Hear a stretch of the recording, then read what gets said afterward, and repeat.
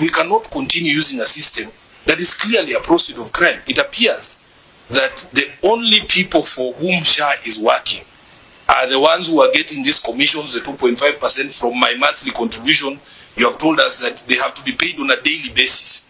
And yet the facilities themselves do not get similar treatment when they ask for reimbursement for their claims, Madam OAG.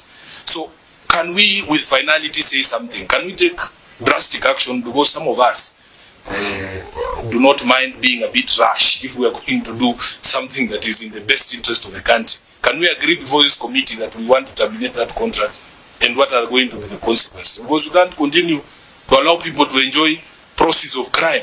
Let's just declare this SHA and Shif a criminal enterprise, and we'll close it to date. In every report that comes before you, where I pay attention to what 296. So already I have concluded that there was no effectiveness or lawfulness in the use of public resources under those matters. Then I have the third section that now looks inward into the entity in terms of governance, in terms of risk management, in terms of the internal controls the honorable member is raising. And I also give a conclusion. And I said these matters have affected internal controls, or internal controls are not being followed. The governance structure has problems. There is no risk management. And hence, then we have all these issues happening under effectiveness and under the opinion matters fiscal. So my report is very clear on that I have already pronounced myself on the issues that were not lawful and that were not effective. Our job would be to mete out punishment, to recommend administrative action, to recommend investigation and prosecution. The Auditor General has done the diagnosis. It is now time for Parliament to do the prescription.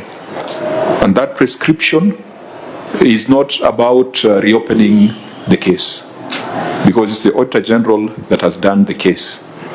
The role of Parliament now is to prescribe, and to prescribe the stiffest punishment, even if it means discontinuation of the system, debarment of the service providers, investigation and prosecution of accounting officers, striking off the professionals from their professional bodies, the procurement professionals, the legal professionals, the accountants.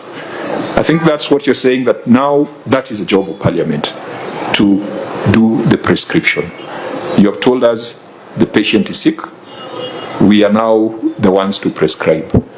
And I hope that the National Assembly and all the various committees can speak in the same language to provide hope to the country that these big issues you have raised regarding 104 billion Kenya shillings is not going to get lost in the mud of political